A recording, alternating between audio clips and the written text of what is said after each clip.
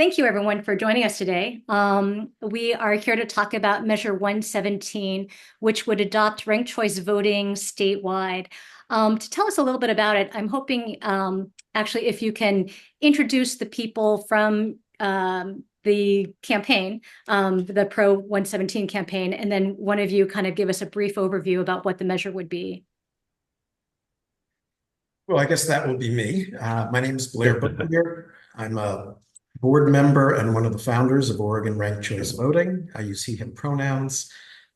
We have with us Melanie Billings-Yun from the League of Women Voters and Professor Paul Gronke from Reed College and the Early Voting Information Center. And if you'd like, I can just launch into what Measure 117 is about. That sounds great. Okay, thank you. So we believe that democracy works best when all voices are heard. And what Measure 117 does is gives voters that voice, gives voters more power and the power to choose to vote for who they want and how they want. The measure itself gives voters the option to choose candidates in order of preference for federal and statewide offices in Oregon using what's commonly known as ranked choice voting. This will apply to major party primaries and the general election. It will also apply to the BOLI election, but that election is just a little bit different because that will be just one election taking place in May. No state legislative or judicial races are included in the measure. And interestingly, just as an aside, because of some recent reporting in the Oregonian, I'll note that those changes were largely due to concerns raised by the county clerks. So our coalition is focused on the races where ranked choice voting will have the greatest impact. The coalition that I referenced, we believe, is the biggest, most diverse coalition to support an election reform measure in Oregon and probably nationwide. The League of Women Voters, the ACLU, the Urban League, Coalition of Communities of Color, Veterans for All Voters, and about at least 120 other organizations support this measure. Ranked choice voting is a proven and trusted system that's very easy to use. I love telling how my kid used to use it in kindergarten. It's as easy as 1, 2, 3. It has been part of the Oregon Constitution since 1908. That's Article 2, Section 16 for the nerds among us. It was adopted for use in Benton County in 2016, first used there in 2020. I'm from Benton County, and I sponsored that measure along with State Representative Dan Rayfield. Voters in Benton County love it, and in 2022, the Corvallis City Council, on its own accord, voted to use ranked choice voting for city council and mayoral elections. Across the country, there's well over 13 million and probably closer to 20 million voters that use ranked choice voting. It's used statewide in Maine. It's used statewide in Alaska. It's been used in Cambridge, Massachusetts since the 40s, and San Francisco since 2004. It's used in a number of cities in the Bay Area. It's used in a number of cities in Utah. It's used in New York City and from Maine to Alaska. It's also used in a handful of states in the Deep South for military and overseas ballots. Where it's used, voters like it, they prefer it to the pick one method, and they find that it's very easy to use. One of the issues that I think actually, if we can just, I'm sure we're going to get into more detail. I'd like to move on to Ed, if you can introduce yourself and kind of explain your position or who you're speaking on behalf of as well about Measure 117. Yeah, so my name is Ed Diehl. I'm the state representative for House District 17, so that covers East Salem through the Santiam Canyon. And I'm speaking in opposition to ranked choice voting or Measure 117. And I'm speaking on behalf of a lot of voters who have expressed concern over this measure. And so what I look for, and I'll add, Sara is here with Equal Vote Coalition. And I'll say that Sara and I probably disagree on a lot of things politically, but there's one thing we do agree on, is that ranked choice voting as implemented in Measure 117 is not the right answer for Oregon for election reform. So, what I look for in an election system, I think what most voters look for, they want something that's easy and straightforward for them to vote. They want to be able to honor the one person, one vote principle, which we've held forever. It's got to be accessible to every voter regardless of age, race, income, disability, or education. Voters want the elections to be secure and I believe to be controlled locally at the county level. They want their vote to be easy to count and transparent and easy to audit. They want it to be cost effective, and they want the results to be predictable, timely, and understandable. And I think if we're going to consider any election reform, it's got to live up to the claims that are being made. And we got to be very careful that we don't introduce more problems than we're trying to solve. And ranked choice voting is envisioned in Measure 117. I do not believe does any of those things. It does not live up to the hype. It doesn't lead to a majority vote, as the proponents claim, and at least as what most voters would think of as a majority vote.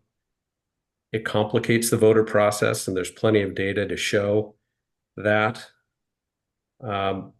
It disenfranchises low-income voters, seniors, and minorities in the process. And there's mixed data on this, but I think we have to be very aware. There's a lot of data that shows that disenfranchisement is taking place. In some cases, it leads to unpredictable and unintended election results. It reduces transparency and complicates the tally and tabulation process. It takes local control away from the counties, centralizing the tabulation at the state level. It increases the cost of elections, and I believe it violates the one person, one party rule. So I'm very concerned that ranked choice voting will reduce engagement and reduce trust in our election system at a time we already have a trust problem with our elections. Great, thank you very much. And Sarah, if you can introduce yourself and briefly explain your position on this. Yeah, my name is Sara Wolk, and I'm the executive director of the Equal Vote Coalition. We're an Oregon-based national nonprofit fighting for true equality in the vote itself and specializing in electoral reform, like voting reform. And we're recommending a no vote on ranked choice voting for a number of reasons, and it's not a decision that we came to lightly. I know for me personally, I've been working on this for over 12 years and originally was a huge fan and advocate and volunteer with ranked choice voting Oregon. But what happened is that the deeper I went with my deep dive, the more I found that the claims that had originally persuaded me to support ranked choice voting were almost all seriously oversold in ways that are just deeply concerning. So we're of the opinion that ranked choice voting is an actual threat to the voting reform movement. Yes, we do need change, but this is a 150-year-old proposal that has known serious issues that have caused it to be repealed, banned, and to fail all around the country, and we can do better. So Equal Vote supports star voting, we support ranked robin, we support approval voting, we support proportional representation, and the larger coalition of the election science community is, I wouldn't say there's a consensus. This is definitely a controversial issue in the voting reform landscape, but I am a peer-reviewed author on this and can say that this is an issue where a lot of the election science community is raising red flags and saying we owe it to the voters to do better. Great, thank you very much. Let's see, for Blair or Paul or anyone, actually Melinda, sorry, I want to ask about Melanie, and I'm sorry about that. What is the problem that this would solve? What is a problem that you're seeing that this switch to ranked choice voting would solve? Well, I'm happy to jump in. I'd say one of the problems that we're trying to solve is the spoiler issue and how elections are won by candidates with way less than a majority vote. And let's see, over half of the candidates who won in statewide and federal races in the 2020 primaries, they won with less than 50% of the vote. I think the 2020 primary is a really great example. On the Senate side, U.S. Senate, Joe Ray Perkins won with 33% of the vote. The governor's race on the Republican side, Christine Drazen won the primary with 23% of the vote. 5th Congressional District, Republican Lori Chavez DeRaymer, 43% of the vote. Andrea Salinas in the 6th Congressional District won with 37% of the vote. So we're getting candidates emerging from primaries who are supported by a very small portion of the electorate and very possibly by the more fringe elements of the electorate. So with ranked choice voting, we will have a candidate who will have the broadest support possible. Candidate can win a majority outright in the first round of tabulation. And if it goes beyond that, then the candidate who wins has to capture a majority of the remaining active ballots. So this is a more democratic reform that creates consensus in the community and produces candidates who have more broad-based support. Could I just add on to a word Sure. that Blair said? And just to develop the point that he was making, people do have to make a choice, and it's often a terrible choice. Do you dare to vote for a woman? Do you dare to vote for a person of color? Would that be throwing away your vote? And we have seen, if you go back to, for example, the Florida election, between presidential election in which George W. Bush beat Al Gore by a handful of votes, that was because there was a third party. And that third party, Ralph Nader, scored a couple thousand votes. The difference was about 500. When Ralph Nader's voters were asked after the ballot who their second choice would have been, it overwhelmingly was Al Gore. It was not George Bush. So you could say that George W. Bush, hanging chads aside, won that by the majority, but you'd also say that it did not reflect what the voters truly wanted. So let me ask, one of the things that Blair, you talked about was just, fringe candidates within parties getting emerging as the winner. Why isn't the answer to this to open primaries? I mean, our closed primary system locks out more than 40% of registered voters from the two major primaries, party primaries. So how does ranked choice affect that 40-some%? So there are two different reforms. We're not necessarily opposed to open primaries, but that's not on the ballot now. What ranked choice voting does is encourages more candidates to enter the race because, going back to what Melanie was saying, candidates don't have to worry about canceling each other out. If you have several candidates, say, who are people of color running in a particular district, right now it's a zero-sum game. If you have 5 candidates running in a heavily, say, Latinx district, and they're Latinx candidates, it's possible that someone from another community could get elected because those candidates will split the vote. So this will get more candidates running. This will empower people to vote for who they really want, not throw their vote away. This will build a base of organizations in the coalition that we've put together that makes more reforms possible. And we would support those reforms, but that's not on the ballot now. And I think, I don't know if Professor Gronke wants to weigh in on this because I feel the only other thing that I would add, Helen, that's different. I mean, yes, I'd say the same thing that Blair did, that this is what's on, this is what's the choice that's in front of us now.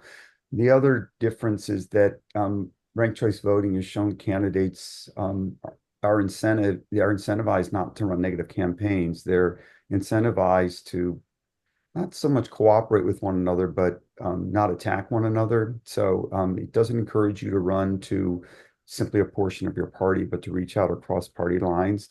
And you asked before about what is the problem to solve. Well, the American public generally and Oregonians are dissatisfied kind of with polarized politics. And this reform speaks directly. There's strong evidence that it reduces polarization, produces a more diverse candidate pool, produces a more diverse elected pool, and it reduces negative campaigning. So, that's what we have in front of us. I think it solves all those problems. And Sarah, I think did you want to respond? If you can just kind of keep it short, and then Ed, because I do want to move on to some other questions, but I'll let you have a 30 seconds. Yeah, the fundamental problem that voting reform and ranked choice seeks to solve is like eliminating the spoiler effect, vote splitting, where voting your conscience can backfire. Maybe you should vote lesser evil. And our current system's very bad at this, but ranked choice voting doesn't eliminate vote splitting. It can still have spoilers anytime there are 3 or more competitive candidates in the race. And that's exactly the scenario that we want to see in our elections. We want more robust, more voter choice. So in Alaska, the first statewide election with ranked choice voting, they had a spoiler.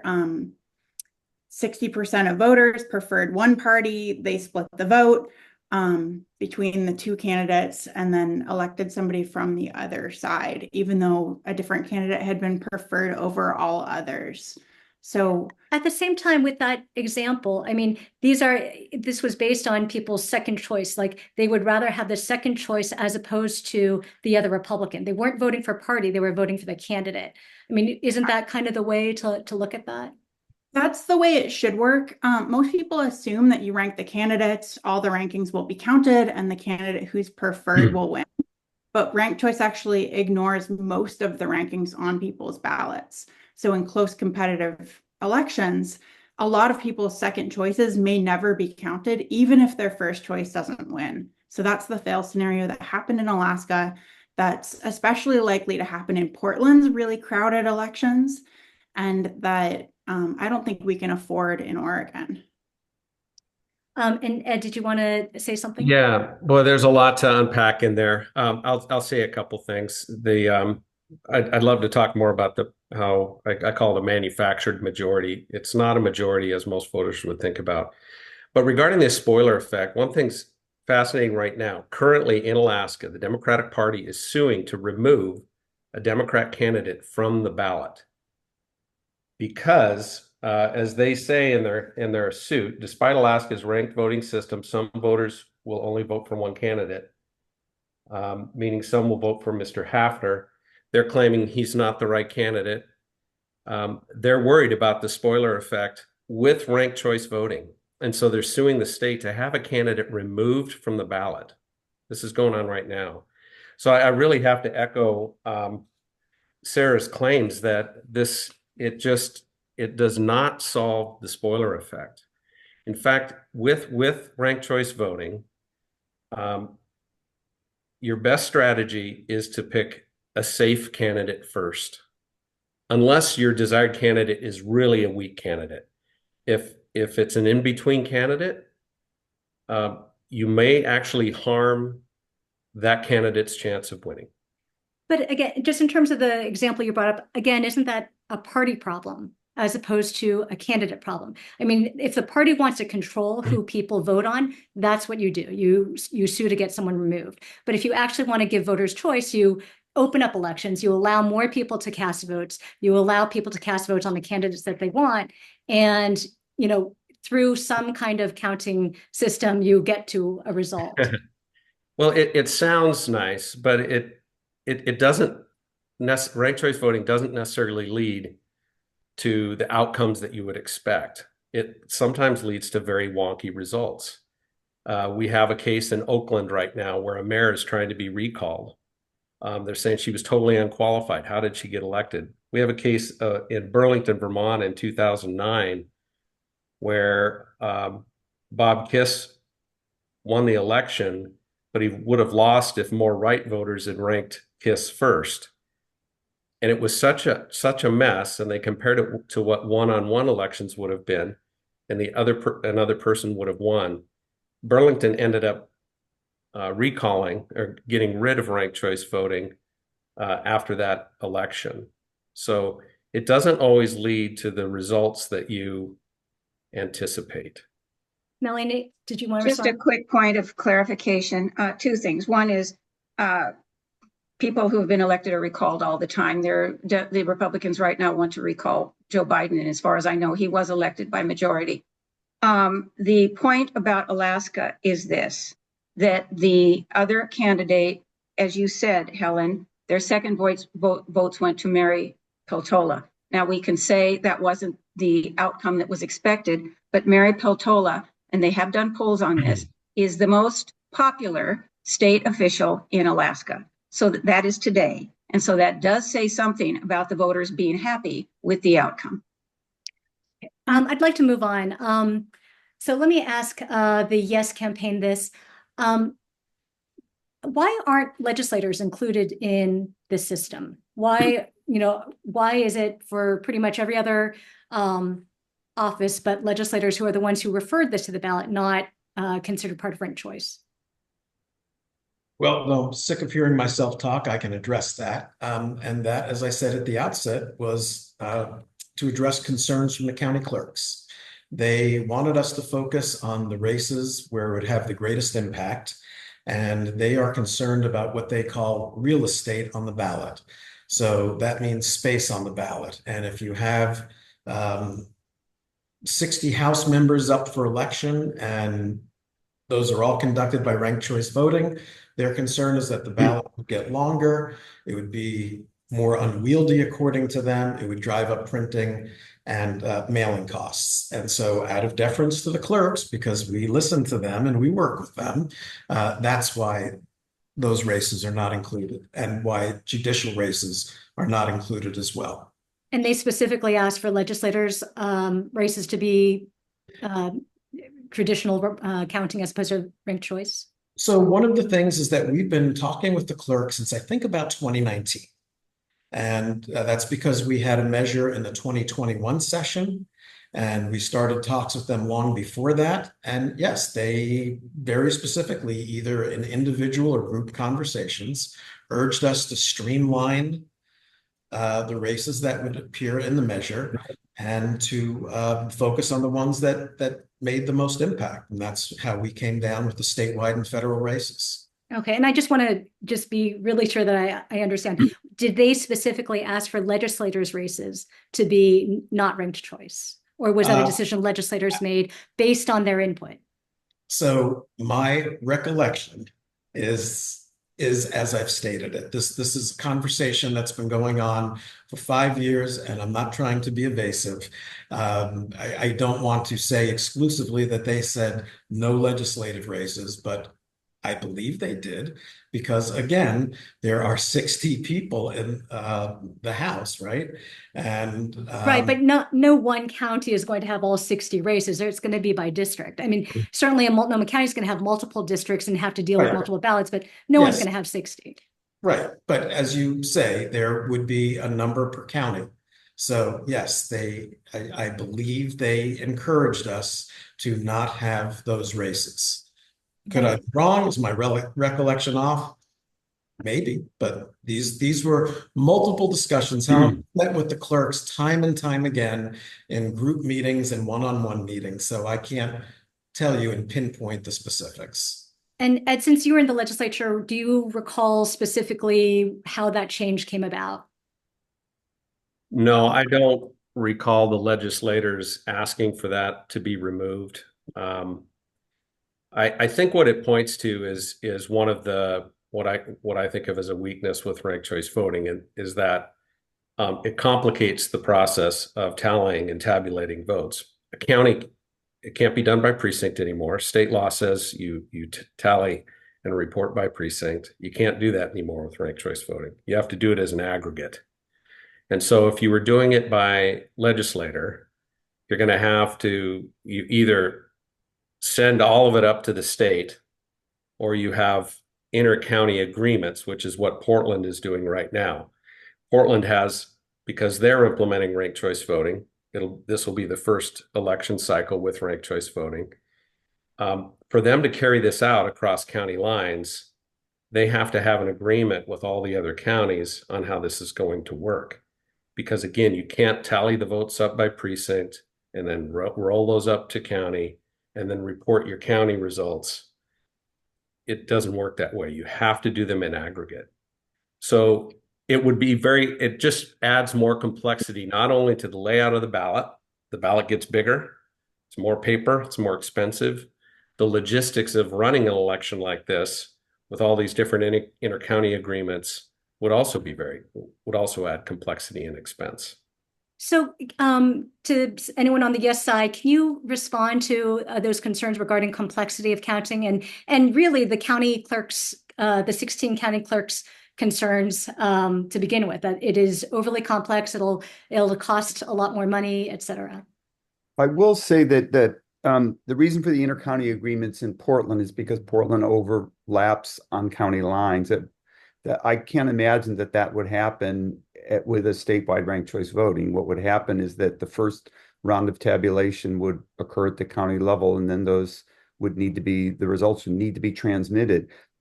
I guess back to what Ed said before, statewide races are not determined at the county level, they're determined statewide. So it is true that counties at this point report what the results are in the counties, but those are then summarized, and that's how a statewide race is resulted. So I don't see this. Can you go through that just in terms of like, Sure. so Every county, if whatever a governor's race is not decided in Benton County, Benton County reports its results, and then those are summarized at the statewide level. Statewide races right. are But with ranked determined choice at voting, statewide.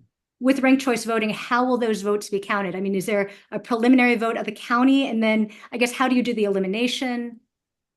Right. The information is going to have to be transmitted. I mean, this is actually in the report that the statewide office has already delivered. But yeah, the final tabulation and the final determination of rank is going to have to occur at the statewide level. Has to, because it's a statewide race. Yeah. Right. And if I can just jump in, so elections can still be tabulated by the precinct. They can be tabulated in the local county. Ballots are going to be collected county by county. They're going to be checked for signatures, fed into machines, scanned. The initial results are all going to remain in the county. And for the statewide races, there will have to be tabulation that will happen. Right now, the results are sent to Salem for statewide races. And I don't think someone sits there with a piece of paper and a pencil. There has to be some kind of computer program or algorithm that combines the aggregate votes from around the state. So this is just simply a different process for tabulating the votes. It will have to be done in the Secretary of State's office because there are statewide races. And I will say that right now, currently, Portland exists in 3 counties. So it doesn't make a difference if you use ranked choice voting or not. You still have a city that spans 3 counties, and there has to be cooperation among the counties to get the ballots counted. This isn't rocket science. It's done in many other jurisdictions. It's been done for 100 years in Australia and in Cambridge and wherever else. Other states do this. This is something that can be done. And I want to point out that the 16 clerks are a minority of clerks, and not one of them is from a county that is currently working on ranked choice voting. So the Benton County clerk, the Multnomah County clerk, Clackamas, Washington, those clerks are not part of that pack that are somehow saying that this is going to be difficult or costly. Do you, okay, Sarah, and then Ed, and then I'd like to return to that idea. Yeah, so what Blair just said there is deeply misleading. This bill, if passed, specifically strikes the current provision in Oregon election law that requires ballots to be counted and results to be published at the precinct and county level. It takes that authority away from the county clerks, and it creates a state body that would do that tabulation. And that's because ranked choice voting as explicitly violates state law by the way it's tallied. Ranked choice voting, like I said before, the rankings are not counted. And so at the local level, there's no way for a county clerk to know which rankings should be counted until you centralize all the ballots under the Secretary of State and determine which order to eliminate those candidates, and thus which down ballot rankings will come into play and which ones should be discarded. So election security is really important. And the fact that ranked choice voting that you don't count all of the ballot data means it's much more vulnerable to mistallies mistallies at best and election fraud at worst. And we've seen this in 2 massive elections nationally now. New York City accidentally counted 135,000 fake test ballots and added those to the official count, and they weren't able to check it, or they weren't able to catch the error, because with ranked choice voting, you really can't count, you can't check your work as you go, because you don't have a sub tally of this set of ballots and that set of ballots and 2 + 2 = 4, because you're not actually counting all the rankings. That kind of mistake can go undetected. And then the same thing happened for all ranked choice voting elections in Alameda County, which is Oakland, California, in the jurisdiction that's been doing ranked choice voting the longest. So these are unprecedented election fails. Election integrity is massive, and fears over election fraud and electioneering are something that make it dangerous for our election workers. And up until recently, those concerns have been largely unfounded. But these 2 massive ranked choice voting fails, where they mistallied the entire election and reported incorrect results, that's just unheard of, and it's unnecessary. So our election laws exist for a reason, and this does change them. And Ed, did you have something quick to add? Yeah, so regarding the precinct level count, go to the Benton County website, look at the November 8th, 2022 results, look at the precinct results. They report the first round for the mayor and I think city councilor Ward 9. Those were the first elections in Benton County that went past round 1. So they're not reporting a tally by precinct. It's impossible to do. They can only report round 1. And so what I think voters need to realize is, what is the state taking? They're taking individual vote data, whether it's on paper or whether it's electronically transferred. It's individual ballot data. Portland right now, to carry out their election, there's 2 counties which will actually physically take ballots, because they don't have the electronic ability to do ranked choice voting. They're going to take their ballots to a central location where they will be counted in aggregate. I think in Maine, they truck all their ballots to a central location. We're talking about doing it electronically.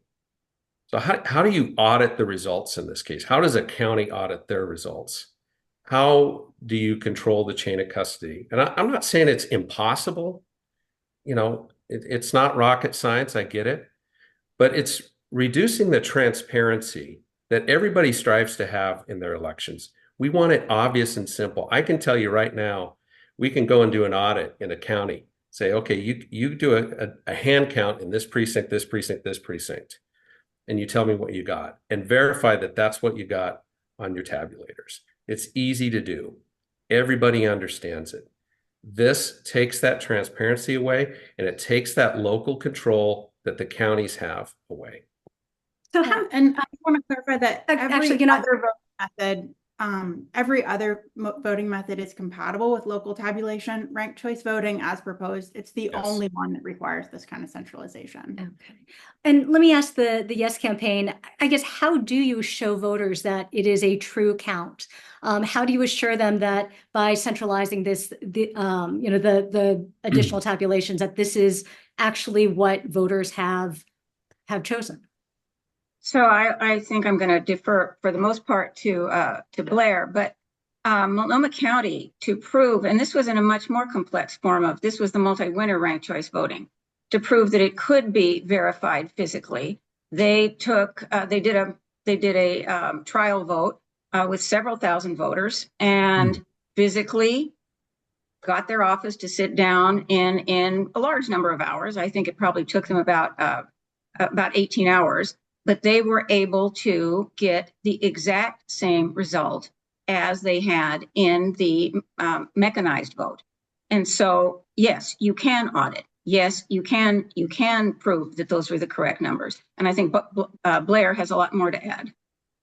I will say this, with the cast vote record, there are tallying systems available for ranked choice voting that are public source that are available. I have that software. You can get the cast vote records, and you can check the result. It's really not that complicated to do.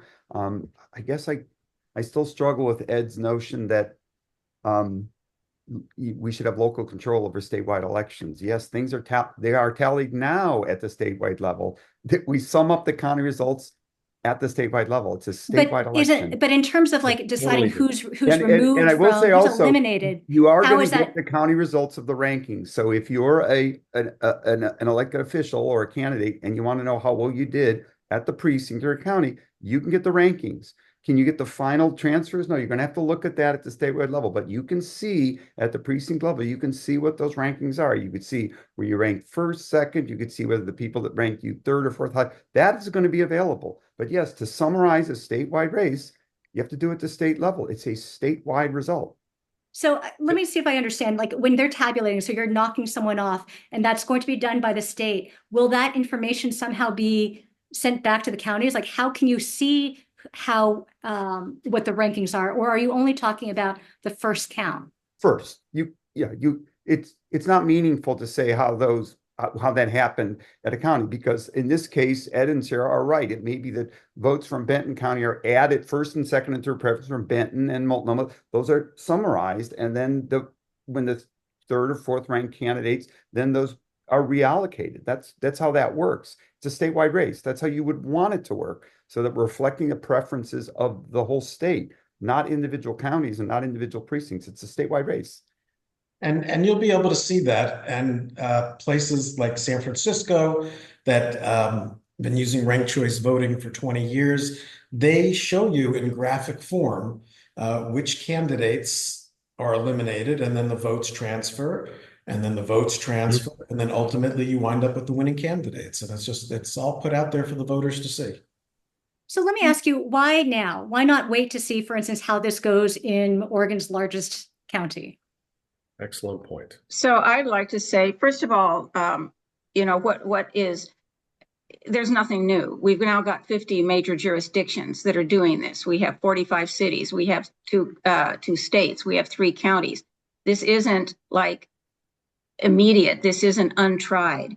I would also say, just like in terms of changing the form of government in Portland, why now is because people are very frustrated with the system that they have right now. People who are not benefiting by the system aren't that thrilled with the idea of waiting longer and longer. A little while ago go ahead. I guess I'm wondering, can you talk a little bit more about kind of where that data comes from, that this is the change, as opposed to, for instance, our preferred solution is that you actually, or one thing that we've been pushing for is having an open primary where you actually let 40% of the registered voter base weigh in. Well, I would go back to what Blair said right at the beginning. It's because right now our legislature has chosen to put this on the ballot, and they didn't choose to put the other one on the ballot. So to that extent, we're respecting the democratic system as it has been developed by our own voted candidates. Right, but they're also the people who oppose opening, or many of them oppose opening the primary, because it would provide a lot more competition for them in terms of winning their seats. So, I mean, I see what you're saying. I guess I just want to know more about, like, where is the data that shows that you have an overwhelming number of Oregonians who are saying, we want ranked choice? For instance, can you tell me about campaign contributions? Like, do you have a lot of Oregonians contributing to it? We have hundreds of Oregonians who've contributed to this. And I want to say that this is something that's been developing in Oregon again for years. We started in Benton County back in 2016. The City Club of Portland looked at election systems, came out in favor of ranked choice voting and the proportional ranked choice voting that's being implemented in Portland. There was a citizen-led charter review committee for Portland, a citizen-led charter review committee for Multnomah County, the Corvallis City Council. This is a movement. There are 27 elections in a row that have been won at the local level throughout the country for ranked choice voting. So this is the most popular and fastest growing election reform in the country, and we're not immune to it. I mean, there is a majority of Oregonians who supports this. May I just add to Bob real quick, because it relates to your specific question. It's also the groups that have supported it. And we can get into this later, the issue of whether it does really harm seniors and minorities. But if you look at the organizations that have endorsed this, Over a dozen minority organizations have endorsed this, from Urban League to Latino Network to Apano, Tribal Democracy, and so forth. 5 League of Women Voters have endorsed this, as well as the Women's Foundation, as well as the other ones that Blair mentioned. But the fact is, the people who feel most that they are not benefiting by the current system are the ones who have endorsed. Okay. I would like to go back to that, but before that, I just want to check one more thing about campaign contributions, because I just took a quick look, and I'll admit I didn't look very, very closely, but it seems that the campaign is primarily, or most of its money is it's in-kind contributions from Oregon ranked choice voting. Is that right?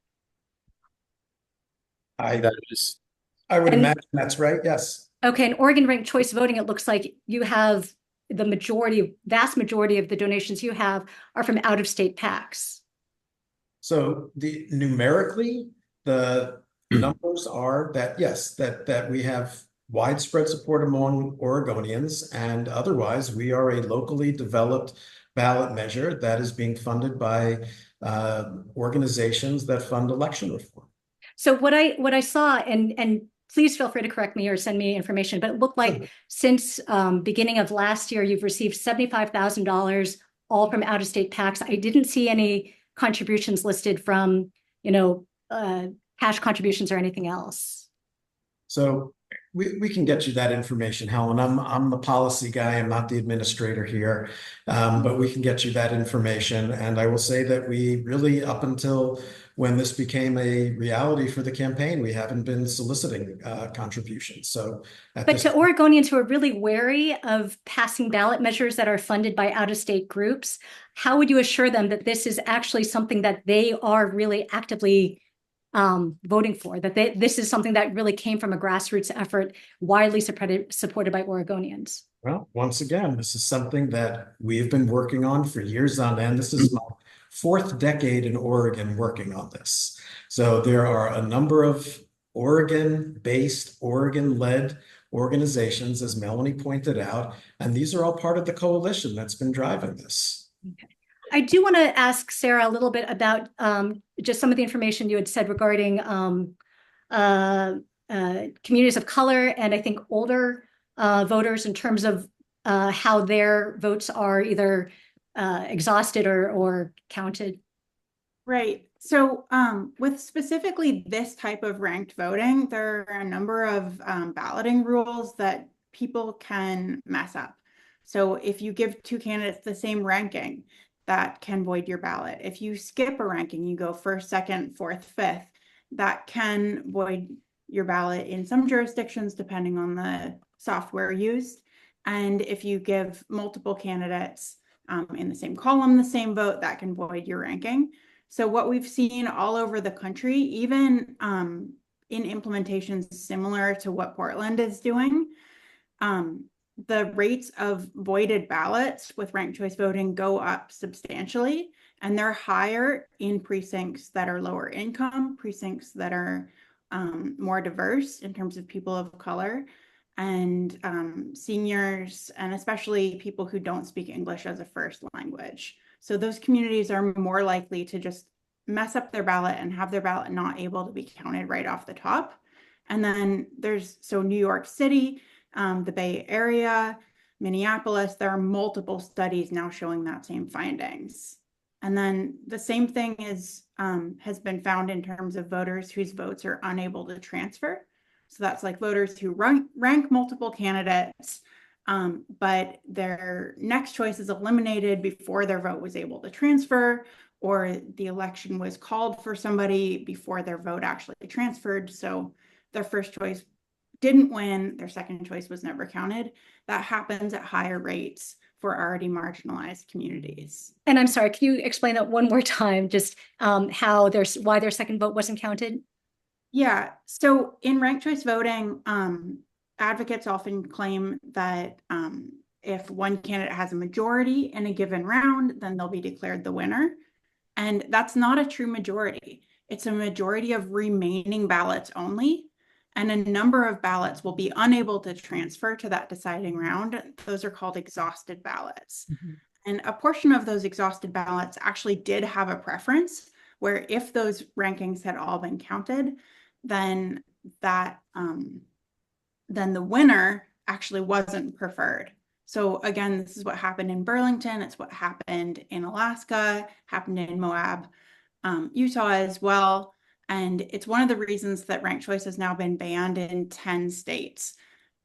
Some voters will not have their next choice counted, even if that next choice was relevant. And ranked choice in elections with multiple viable candidates can elect a candidate who wasn't preferred.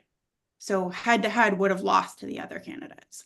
Helen, I would be very happy to give a lecture to Sara or to anyone in this room who wants to understand how ranked choice voting works. I give it every day, and that is not how ranked choice voting works. It's certainly not in Multnomah County, and I'm certain it would not be working that way in Oregon. I don't want to go into the details of it because it would take up a lot of time, but what we have heard is across the board incorrect. You can see the real world There. case studies, the data actually visualized with real voter data at ranked or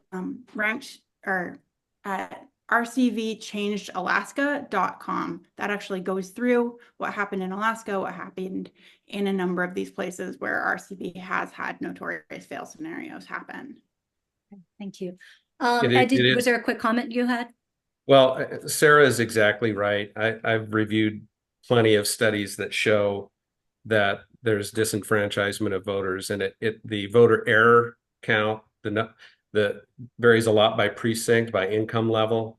The not only the errors in filling out the ballot, how many people vote one choice versus multiple choices, it varies a lot based on race, as your age, and your income level. So it's a real serious issue, and there's a lot of documentation around it.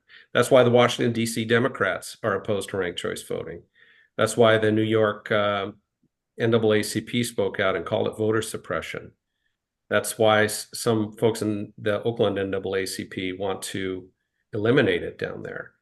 It has some issues on that front.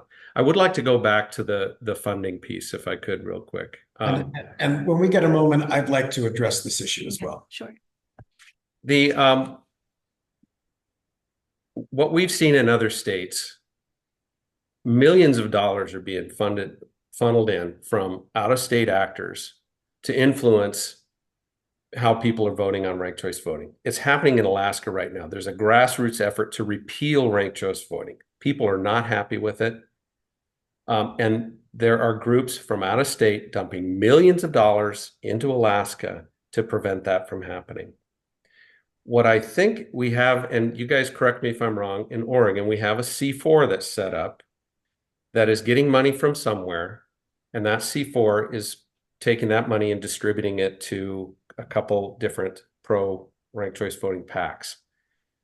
If we're all about transparency, I would like to see, as we move forward, who's providing the money to that C4? And I'm asking you guys, are you willing to do that? Because I'm not convinced. I mean, I know it's happening in a lot of other states, millions of dollars coming in from out of state. And I'm not convinced it's not happening in Oregon. And Oregonians have been down this road. We went down this road with ballot measure 110. That was a dismal failure. We do not want another social experiment funded by out-of-state interests in Oregon again. One of my friends calls measure 117 the ballot measure 110 of elections. We don't want out-of-state money coming in to influence people's perception of this thing. And I've seen polls. I'm not convinced that voters are overwhelmingly in favor of ranked choice voting now. And Blair, you wanted to respond? I did. I wanted to just briefly mention that it's very easy to cherry pick data, and I believe that's what we're hearing. There's an awful lot of reports and data that says that ranked choice voting has been overwhelmingly been found easy to use and is used by people all across the board, all demographics, that there's not some form of disenfranchisement. And I would say that is what the majority of the data suggests. I don't know if Melanie or Professor Gronke want to comment on that. I have a lot of data that was done by immediate polls. I want to say one thing first. There have been a lot of reporting in the Oregonian and other places that this is too difficult. I am, as you know, a member of the League of Women Voters, and I have to tell you, we have a real large number of very angry old people, old women, who do not like being told that it is too difficult for them to do. And I think in the same way, I would not say that it is too difficult for minorities to do. In fact, in New York, when they did an exit poll after their first ranked choice vote in 2021, 95% across every ethnic group said that they found it easy. If you look at Maine, if you look at Alaska, states that have a high proportion of rural voters, they overwhelmingly, 85% after their first election exit poll said it was easy. 90% in Maine said it was easy. It is, frankly, to me, and I don't think anyone intended it to be this way, but it's fairly offensive to say that this would be too difficult for people who fall into a category of being old or of certain races. Now, I respect that what Ed said was true. I don't know why Washington made the decision that it did. I'd like to look into that, and I think it's worth looking into. But I will tell you that here in Portland, Oregon, and in Multnomah County, the minority organizations, minority-led organizations, are overwhelmingly in support of it. Can I add? Actually, I'd like to move on. I'd like to. People And I have a question for you, Ed, actually. So, arguably, if ranked choice voting had been in place for the last gubernatorial election, there very well could have been a different result. And I guess what I'm wondering is if you are kind of looking at, traditionally having just two choices on opposite sides of the spectrum, and you have a viable third candidate, why wouldn't you want to have like the opportunity to for people to choose someone more in the middle, as opposed to perhaps with Democrats, having such a majority, being assured that their candidate will win? Well, I go back to some of the things that Sara has highlighted. I get the attraction of it. I would want to choose a system that actually does eliminate the spoiler effect. That's what we're talking about. At least for me as a voter, I'm making the decision myself who I'm going to vote for. I understand the spoiler effect. I do that calculus in myself, and I make an intentional decision how I vote. And the results are pretty obvious to calculate. But what we have with ranked choice voting is it retains some of the same problems with the spoiler effect. If you have a strong candidate, vote for him. If you have a really weak candidate, vote for him first. But if you have an in-between candidate, you may actually harm your candidate's chances of winning by voting for them first. So it's not fixing the problem that it's trying to fix. And that's the issue. So we are almost out of time. And what I'd really like to do is just give each of you just 2 minutes to wrap up, and you can weave in whatever points that you weren't able to mention earlier into a closing. And I am going to go in reverse order and have Sara, you go first, and then Ed, and then one person from the Yes campaign would be great. Sure. So I guess I'll start off by validating a couple of things that Melanie and Blair said. You might be surprised, but I absolutely agree that voters can show more preferences. Voters like showing their preferences. They like having a more nuanced opinion and being able to vote their conscience. The problem with ranked choice voting is that it's telling voters what they want to hear. They rank the candidates and they feel like their rankings are going to get counted, and that's just not the case. So it is a bait and switch. And then what we've seen is when real world elections happen with multiple viable candidates and voters realize that the votes didn't transfer, that candidates who were opposed or who weren't preferred actually ended up winning, and that there's all these types of wasted votes, that's where we see a bunch of repeals. And those repeals don't just set back ranked choice voting, they set back the entire voting reform movement. You mentioned about wanting to have more inclusive elections, wanting to eliminate like this electability bias, where we don't want to vote for somebody if we don't think they can win. We'd rather have nonpartisan, non-affiliated, independent, and third-party voters be able to have a meaningful voice too. And in order to have open primaries, we need to eliminate the spoiler effect. We need a voting method that is accurate with multiple viable candidates in the race. Studies on that show marginal gain for ranked choice voting, roughly on par with top 2, which is what Oregon already uses for our local elections. Not a major improvement, but better voting methods like star voting, like ranked robin, and like approval voting actually solve these problems. And last point on this, with the big money, we are seeing a massive influx of out-of-state super PAC dark money on this. And we've seen it all over the country. In Nevada, just one phase of their ranked choice voting lobby, they spent $23 million to ramp through ranked choice voting. And we've also seen ranked choice voting funding opposition campaigns against other voting methods that are actually supported by the science. So the ranked choice of voting lobby and Fair Vote helped fund an opposition campaign to approval voting in Seattle. And they funded the opposition to star voting in Eugene, which was just on the ballot this May. They spent $130,000 to oppose local voting reform.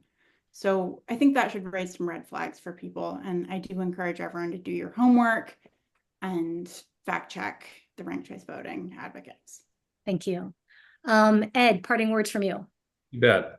First off, thank you for doing this. I think this is really important. This ranked choice voting is not a new thing. It's been around a long time. And one thing that's important is 85 jurisdictions have tried and repealed this in the United States, ranked choice voting in one form or another. Not everybody is very enthused by it. And some jurisdictions have been very disappointed in the results, and they've done that. And I think one of the reasons, and I'd like to talk a little bit more about the disenfranchisement. This isn't about people being offended. I mean, I'd be offended too if somebody told me I couldn't understand it, but it's data. Facts aren't offensive. They're just facts. And the facts are, even if you go to the pro-Oregon ranked choice voting website, where it talks about youth engagement, increases youth engagement, click on that study, go into that study. That study shows you, yes, youth engagement went up, but overall engagement didn't. Seniors went down. And I think that same study shows that Black and white voter engagement went down. So it's a real issue. I think we should take it very seriously and pay attention to these studies. So I don't think, maybe we're both cherry picking, but the fact that it's not a clear-cut case, that it's one way or the other, means that we got to take it seriously. And people, this is more challenging. I sat in Multnomah County where Tim Scott presented the ranked choice voting implementation to a packed room of ranked choice of voters. And partway through, they were glazing over. It is not obvious to everybody. It is not obvious to everybody. So I think that's really important. And I would add, finally, you brought it up earlier, Helen, why now? Why rush this? We have Portland implementing it right now. Why don't we see how it goes in Portland? Why don't we see what the voters think of this process in Portland? Why don't we see how this inter-county agreement works? Then we can make a decision as a state whether we want to do this statewide or not. It makes no sense to do this until we've actually tried this out in Portland. So thank you. Thank you very much. And I don't know if it's Melanie or who wants to take this. I'll go. First of all, I'll start by being as surprising as Sara was and say that there are things, of course, that I agree with you on. I think open primaries are a great idea. They have a lot of trouble passing because of parties and because of lobbyists, and so that's not on the ballot. What we do have is a step forward. We're never going to say, don't take half a loaf until you can get a loaf. So this is something that will move us forward. In terms of the issue having to do with seniors especially, it's just a side point, but I will tell you the interest and the hunger among senior audiences. Do you know that I have 32 presentations lined up right now, all among senior groups that are so interested and how this is going to be done. They are engaged. They think it is exciting. But what I really wanted to talk about very briefly is the effect that it has. We've talked about the spoiler effect. We haven't talked enough about strategic voting. We all know how many times we haven't dared to vote for the candidate of our choice because that candidate was a woman. Could a woman really win as a president? Could a person of color really win? Is it a safe vote? And so you end up, I know I've done it. I know that I have voted not for the person I wanted because I was worried the person I wanted had a big mark against them, which was that it was a woman. In fact, in ranked choice vote since as of April 2020, it's a little bit old, but it's a study from that time. Nearly half of all mayors, 46%, decided by ranked choice voting are held by women. By comparison, women comprise only 23% of mayors in non-ranked choice voting districts. People of color won 60% of ranked choice voting offices in the Bay Area compared to 41% before ranked choice voting was instituted. So yes, I think it does make a difference, not just for the voter, but for who they are voting for getting people elected. Oregon has a very sad history in terms of being inclusive. I think this is a good time for us to try and right that. Great. Well, thank you all. I really appreciate your time, the informed discussion. We'll be coming out with our endorsement probably in early October, but I will be in touch if we have any more questions. But thank you all. Thank you very much. Yeah, thank you. Bye-bye.